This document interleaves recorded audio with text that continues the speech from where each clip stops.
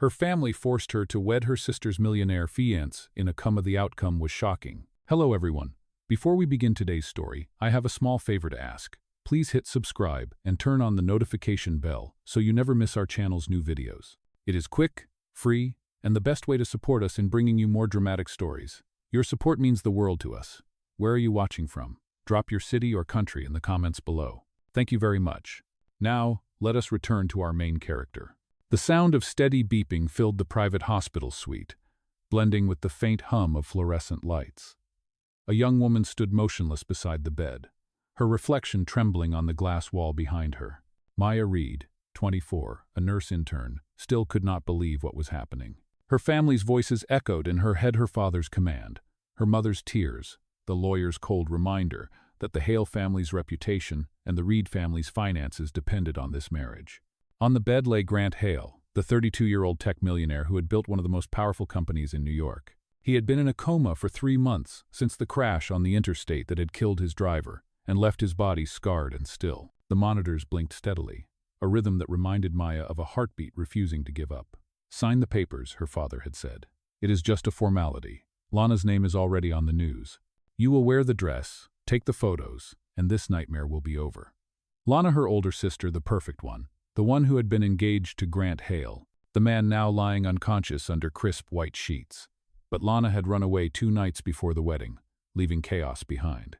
To protect the deal and avoid scandal, the family had turned to Maya, the quiet one, the nurse who owed too much and owned too little. She had said no at first. Then her father showed her the hospital bills, her mother's treatments, the debt notice taped to their front door. That was when Maya stopped arguing. Now she stood here, wearing a white dress that did not fit quite right, holding a pen that felt heavier than any syringe she had ever touched. The lawyer cleared his throat. "Miss Reed, please sign. Once the ink dries, you will be Mrs. Grant Hale." Maya's hand trembled as she wrote her name. The click of the pen sounded final, almost cruel. She looked at Grant, his face pale but still impossibly handsome, his jawline shadowed, his dark hair falling slightly over his forehead. He did not look like a man on the edge of death. He looked like someone simply waiting for a reason to wake up.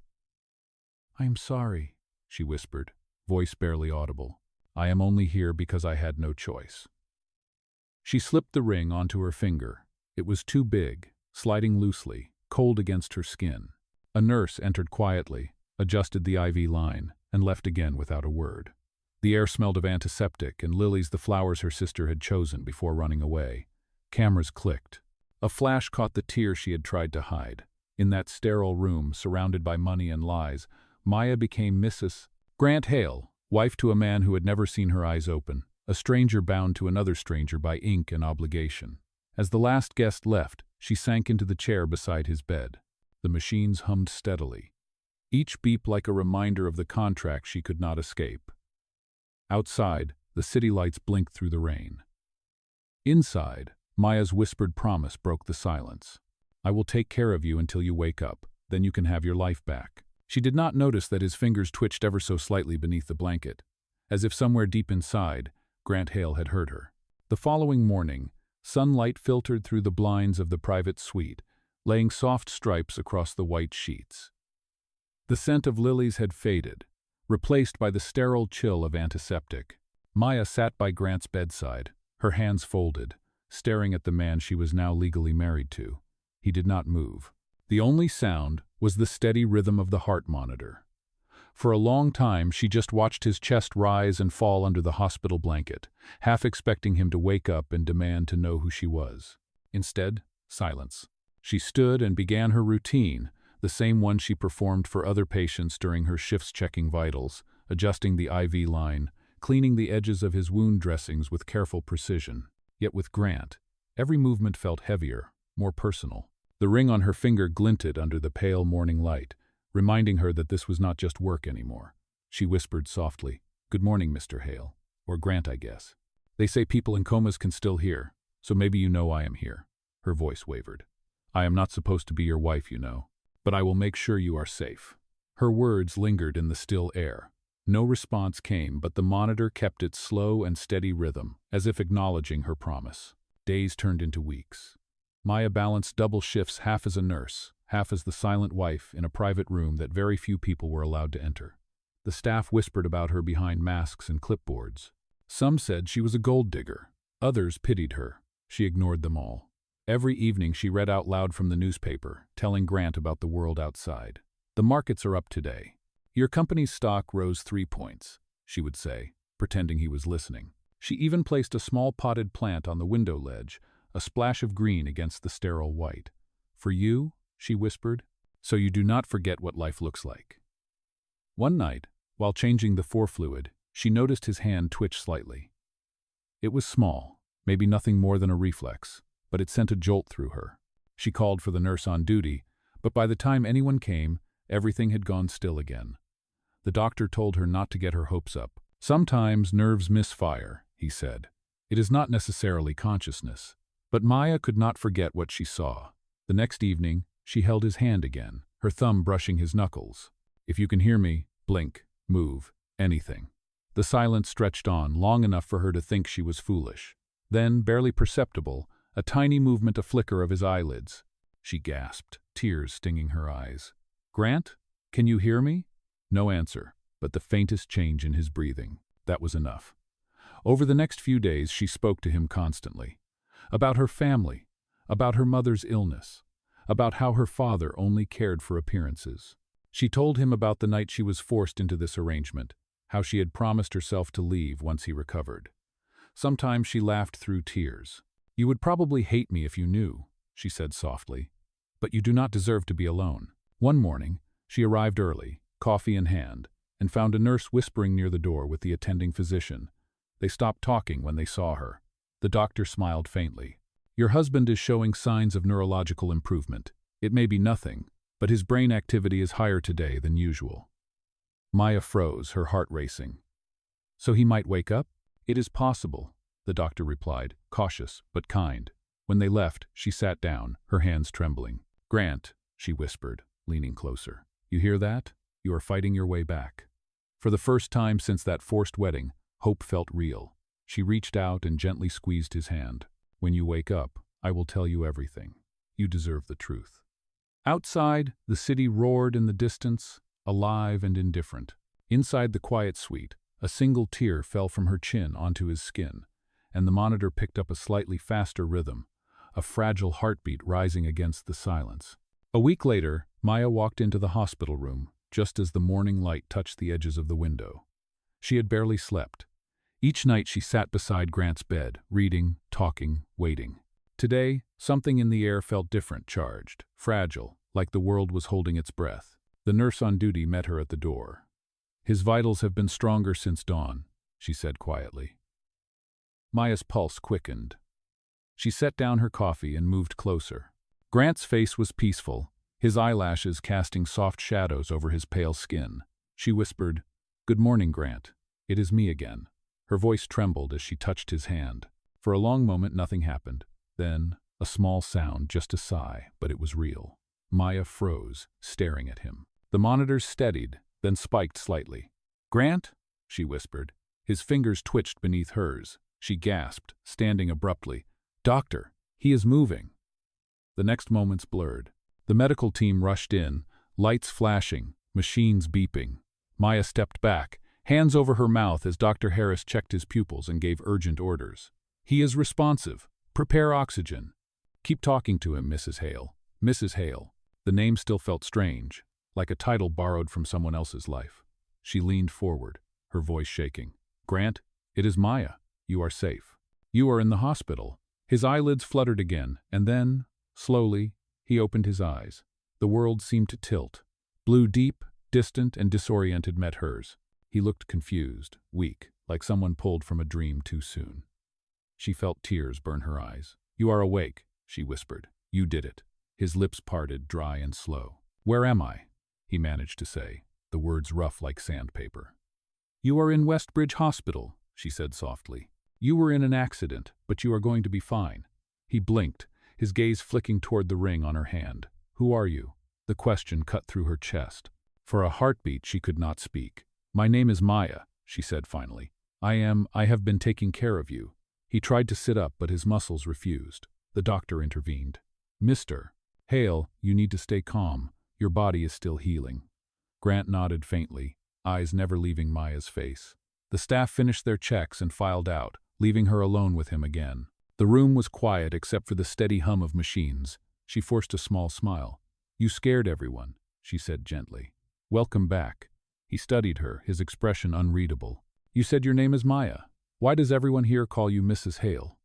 The question hung heavy in the air. Her throat tightened.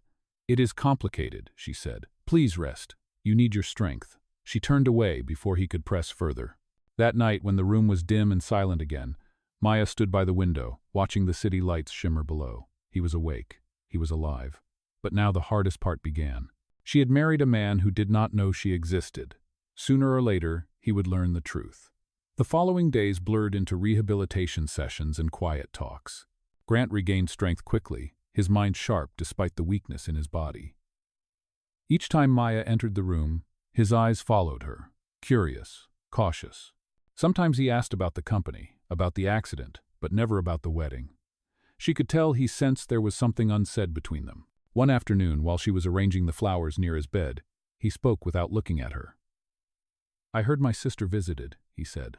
She told me my fiancé disappeared before the accident. Maya froze, the petals slipping from her fingers. I am sorry, she said quietly. That must be hard to hear. He nodded slowly, still staring out the window. She said the family tried to hide it, that someone else stood in her place.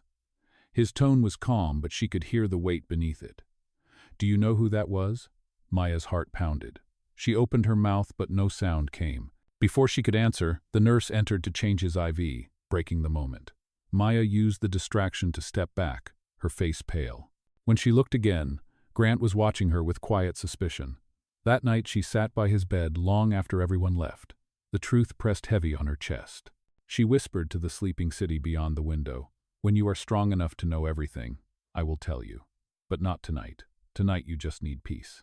Behind her, Grant stirred in his sleep, his fingers brushing the edge of the blanket, searching for something, or maybe someone. He could not yet remember. 2 weeks after Grant Hale woke up, the hospital suite no longer felt like a place of silence and waiting. The blinds were open now, letting in sunlight instead of shadows. He could sit up on his own, talk longer, even joke with the nurses. But every time Maya entered the room, something unreadable crossed his face. Gratefulness, maybe, or confusion. Maya tried to keep her distance, convincing herself that once he was discharged, she would quietly disappear. But destiny had a cruel sense of humor. One afternoon, she arrived to find a crowd of reporters outside the hospital lobby. Someone had leaked the news that the once comatose billionaire had woken up and that he was married. Flashbulbs exploded as she passed. Mrs. Hale, is it true you married him while he was unconscious? Were you paid to stand in for someone else? Is this some kind of inheritance scheme? Her throat tightened as she rushed into the elevator. Upstairs, Grant was sitting by the window, a cup of coffee in his hands. The sunlight softened his sharp features, but his eyes were clear, too clear. The press found out, he said quietly. They are asking questions. Maya froze. I know. I am sorry. I never wanted this to get out. He turned to face her fully. Then tell me the truth. Why does everyone think you are my wife? She looked down at her hands, twisting the ring that still hung loose around her finger. Because on paper I am, she whispered. Your family insisted on it. My sister, she was supposed to marry you, but she ran away. They made me take her place to protect the Hale name and the Reed family debt. I did not want this, Grant. I only stayed to make sure you were not alone. The room went still. He stared at her, shock flickering across his expression. So you are saying we are married, but you are not her? I am not Lana, Maya said, her voice shaking. I am her sister. For a long time, he said nothing. The rhythmic beeping of the monitor filled the silence, slow and steady. Finally, he stood, unsteady but determined. You could have left the moment I woke up, he said. Why did you stay? Because someone had to care, she said softly. You did not deserve to wake up to nothing but empty walls and lawsuits. His gaze softened for a moment, then hardened again. You should have told me sooner. I know, she whispered, but I thought you would hate me. He looked at her for a long time before turning away. I do not hate you, he said finally, but I do not know what to do with this. He spent the next few days mostly silent. Maya continued her duties, but now every word between them was careful, fragile. One night, when she came to check his vitals, he surprised her. You talk to me as if I were a patient, he said quietly. But you are my wife, at least in name. What do you want me to be, Maya? She froze, unsure how to answer. I want you to live, she said finally. That is all. He smiled faintly, but his eyes told another story: loneliness, confusion, maybe even curiosity. The next morning, the hospital administration informed Maya that Grant would be discharged within the week. The Hale estate had arranged for his return to the mansion. You will come with me, he said when the doctor left. Maya blinked. What? No, Grant. I cannot. Once you are home, this arrangement should end. He shook his head. You said you would take care of me until I was strong enough. You are not walking away now. She wanted to protest, but the quiet authority in his voice left no room for argument. And so, a few days later, she found herself riding beside him in the back of a black sedan, the city skyline blurring past the tinted windows. The Hale mansion loomed like a monument of old wealth-white columns, iron gates, the kind of place that whispered history and secrets. As they entered, staff lined the foyer, whispering greetings to their recovering employer. Maya felt every gaze on her. Welcome home, Mr. Hale, one of the attendants said warmly. Grant nodded, then turned to her. And this is Mrs. Hale. Please show her to the guest wing. The title hung in the air like a challenge. As she followed the maid upstairs, Maya realized her life had shifted again. She was no longer just a nurse or a replacement bride. She was a woman living in the house of the man she had married by accident, bound to him by truth and lies, unsure which one would destroy her first. The Hale mansion was breathtaking, a world built from marble and silence. Maya had seen it only in magazines when her sister was engaged, but standing inside felt unreal. The long hallways smelled faintly of old roses and cedar wood. Her room was large, too large, with high ceilings and windows overlooking the gardens. She was not a guest, not really, but she could never think of herself as the lady of the house either. Grant was recovering faster than anyone expected. He worked with a physical therapist during the day and spent long hours at his desk reading company reports. His strength returned, along with the commanding energy that once made him a feared name in the corporate world. Yet, even as he rebuilt his empire, he remained distant with Maya. They spoke politely, often at breakfast, rarely about anything personal. Still, she noticed small things: a glass of water left by her chair, a blanket folded neatly after she fell asleep reading. It was not affection yet, but it was something human. One evening, the mansion buzzed with preparations for a charity gala, the first event Grant would attend since the accident. The board wanted to present him as a symbol of recovery and resilience. He had asked Maya to be there, not as his nurse, but as his wife. When she protested, he only said, "You promised to stand by me until I was strong enough. This is part of that." The night of the gala arrived with a sky of scattered stars. The ballroom glowed under chandeliers, and the sound of violins floated through the air. Maya wore a simple silver gown chosen by the staff stylist, elegant but modest. When she entered, whispers rippled across the crowd. Everyone recognized her as the mysterious woman from the news, the wife who married him in a hospital. Grant stood at the center of attention, dressed sharply, his composure flawless. When he saw her, something in his eyes softened. He reached out his hand. "Shall we, Mrs. Hale?" he asked. She hesitated but placed her hand in his. They walked together through the murmuring crowd, every camera flashing, every gaze dissecting their every move. A reporter called out, "Mr. Hale, is it true your wife married you while you were in a coma?" Grant paused, his jaw tightening. Then, with calm authority, he replied, "Yes, and I am grateful that she did. If not for her, I might not be standing here tonight." The room fell quiet. Maya felt her throat tighten. She glanced at him, but he did not look back. Later, after the speeches and polite smiles, she slipped out onto the terrace for air. The night breeze was cool, carrying the faint scent of gardenias. She stared at the city lights far below, wondering what her life might have been if she had not signed those papers. She did not hear Grant approach until he spoke. "You did well tonight," he said softly. She turned. He stood beside her, hands in his pockets, his expression unreadable. "You defended me in front of people who would have torn me apart," he continued. "That took courage." "You defended me too," she said. "Why?" He looked at her for a long moment before answering. "Because I watched you care for someone who could not give anything back. That kind of heart deserves protection." The words settled between them, quiet but heavy. For the first time, she saw warmth in his eyes. The tension that had lived between them for weeks began to shift, like ice cracking in spring. They stood in silence, the city glowing beneath them. When the wind picked up, Maya shivered slightly. Without hesitation, Grant shrugged off his jacket and draped it over her shoulders. The gesture was simple, almost instinctive, but it sent a wave of warmth through her chest. "You do not have to," she began, but he interrupted gently. "I know. I wanted to."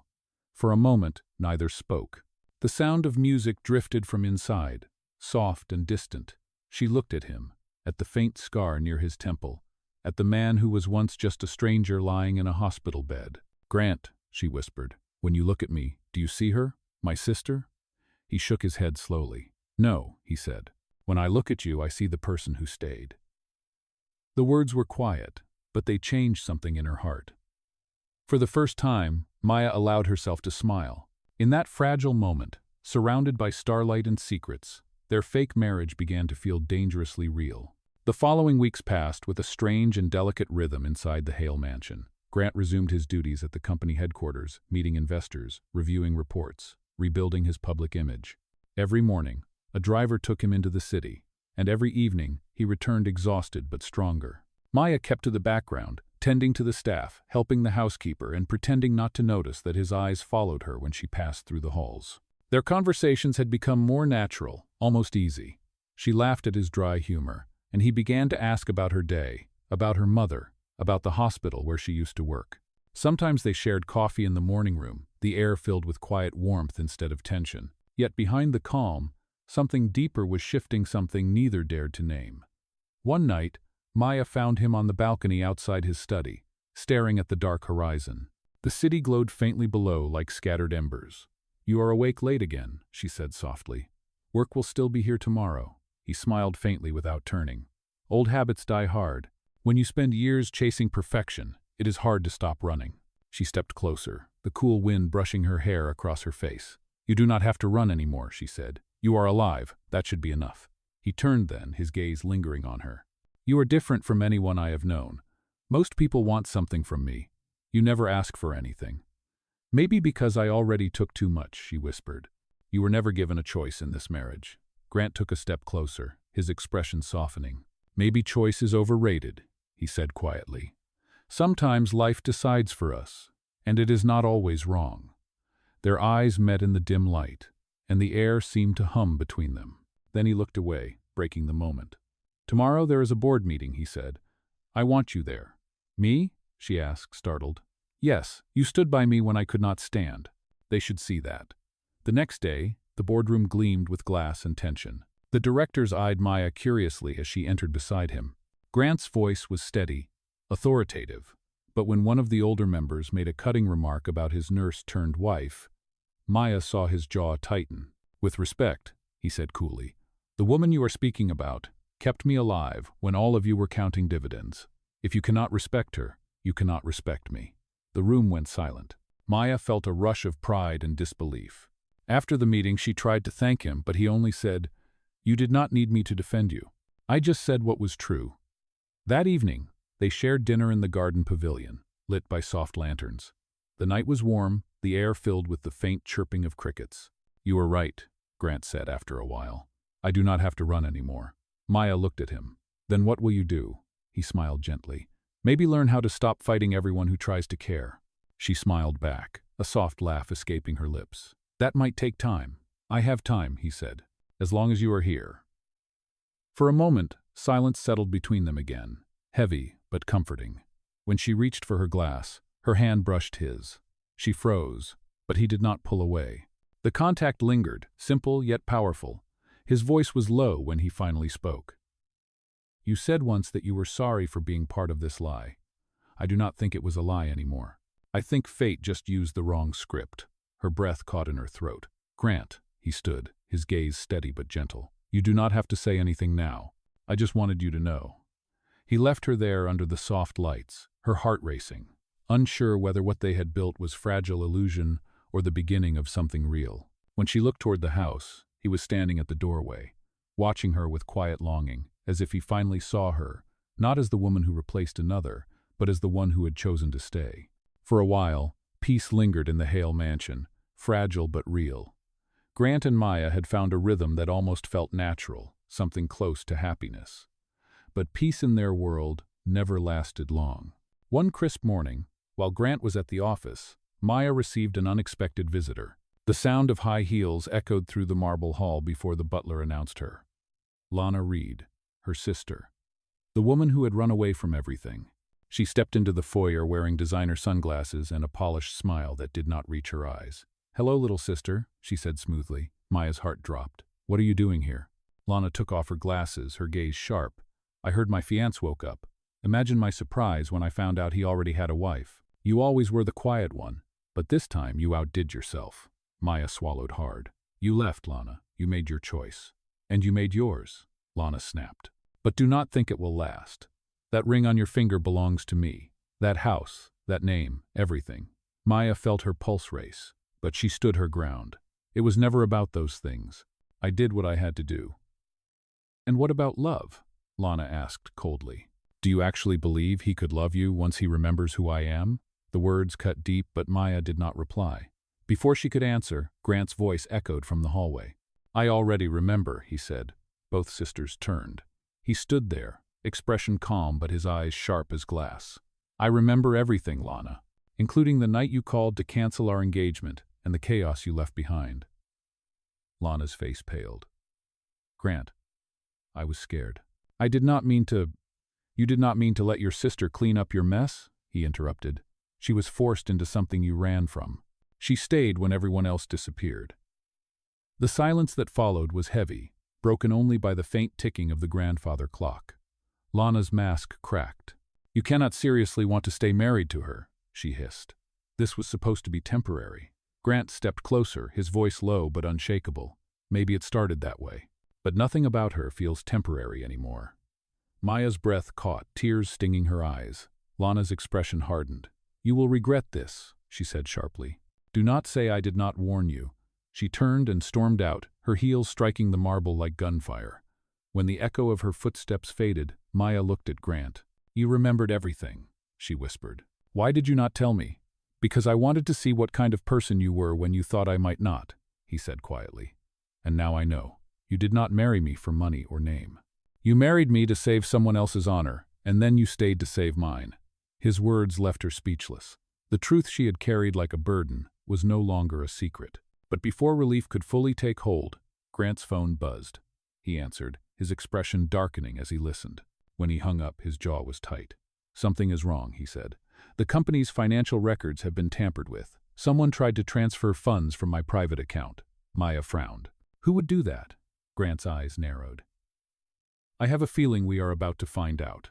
Grant spent the rest of that day at the office, piecing together what had happened. Dozens of unauthorized transactions had been attempted, all routed through dummy corporations overseas. Someone inside his own circle had tried to drain millions from his accounts. When the cybersecurity team traced the digital trail, the results hit him like ice. The transfers originated from an account registered under Lana Reed. He returned to the mansion that night with fury burning beneath his calm exterior. Maya was waiting in the study, anxiety clouding her face. "What did you find?" she asked. Grant handed her the printed report. "It was her, your sister." Maya's eyes widened. "No, that cannot be true." "It is," he said. "The transaction started weeks ago. She must have been planning this long before she showed up here." He paced across the room, his voice tight. "She tried to use my coma as a way to siphon my assets. The accident was no coincidence either. The investigators missed it before, but the brake line was deliberately cut." Maya's hand flew to her mouth. "You think Lana had something to do with the crash?" "I think she wanted my money," he said bitterly. "And someone helped her." Before Maya could respond, the front door slammed. Voices erupted in the hallway, security guards shouting, Lana screaming about lawyers. Grant's tone turned cold. "Stay here," he said. He stepped into the foyer, where Lana was struggling against the guards. "You cannot treat me like this," she shouted. "You do not have proof." "I have more than enough," Grant said evenly. "You left a trail of digital breadcrumbs straight to your own name." She froze, eyes darting between him and the guards. "You think you can ruin me?" she spat. "I will take you down with me." "You already tried," he replied sharply. "You just failed." As police sirens echoed in the distance, Lana's bravado cracked. "It was not supposed to go this far," she cried. "They said it would only look like an accident." Maya stepped forward, voice trembling. "Who, Lana? Who else was involved?" Lana's lips quivered, but before she could answer, Officers entered and led her away. The silence left behind felt heavy, too heavy.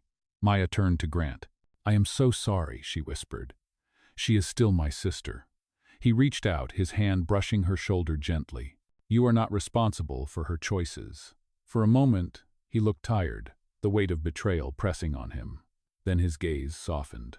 "But if you had not been there, if you had not stayed, I might never have known the truth." She looked up at him, her voice barely above a whisper. "You believe me then?" "I believe in you," he said quietly. The words landed like a promise. That night, Grant called for a press conference at the Hale Foundation headquarters. Cameras flashed as he stood before the microphones, Maya beside him. "Tonight," he said firmly, "I want to make something clear. The woman standing next to me is not a stand-in or a scandal. She is the reason I am alive. She cared when no one else did." Reporters shouted questions, but he continued over the noise. "What started as an arrangement became something far more real. I am not ashamed of that." The room erupted with flashes, but Maya's focus stayed on him, her chest tightening with emotion. When they left the stage, Grant turned to her, his voice low and sincere. "You once told me I deserved to wake up to something more than empty walls. Now I want to give you the same thing." She blinked, unsure if she understood. "What do you mean?" He smiled faintly. "Come with me tomorrow. There is something I want to show you." And for the first time since their twisted marriage began, she felt no fear of what might come next. Only hope. The next morning, Maya woke before dawn. The mansion was quiet except for the faint hum of the fountain outside. She dressed simply and followed Grant's note that said, "Meet me where it all began." A car waited in the driveway, and the driver took her to Westbridge Hospital, the same building where her life had changed forever. When she stepped inside, memories rushed back, the sterile scent, the beeping monitors, the weight of choices made under pressure. But now, the private suite, that once held so much pain, had been transformed. The machines were gone. The room had been turned into a small art gallery. On the walls hung framed pages from her old notebook, the one she used to write in while caring for Grant. Each page displayed her handwriting, her quiet thoughts during his coma. In the center of the room stood Grant, dressed in a dark suit, waiting for her. "What is all this?" she whispered, tears already welling in her eyes. "It is called the Hope Project," he said softly. "A foundation for patients who cannot afford long-term care. Inspired by a nurse who believed in talking to people, even when they could not answer." She covered her mouth, overcome. "You did this?" "We did this," he corrected. "Every word you wrote helped me find my way back. Now it can help others too." He took a step closer, his expression gentle. "Maya, for a long time I thought I owed you my life. But it is more than that. You gave me something no money could buy, a reason to live differently." She wiped her tears, her voice trembling. "Grant, I never wanted anything from you except for you to heal." "Then let me give you something anyway," he said. From his pocket he pulled out a small velvet box. Inside was the same wedding ring that had once felt too big on her finger. "The first time this ring was placed on your hand, it was a contract," he said quietly. "Today I want it to be a promise." He knelt before her, his voice steady but full of emotion. "Maya Reed, will you stay not because you have to, but because you choose to?" The world seemed to hold its breath. Her tears fell freely now, but her smile was radiant. "Yes," she whispered. "I choose you." He slid the ring onto her finger, and this time it fit perfectly. The small crowd of hospital staff and volunteers, who had quietly gathered outside, erupted in applause.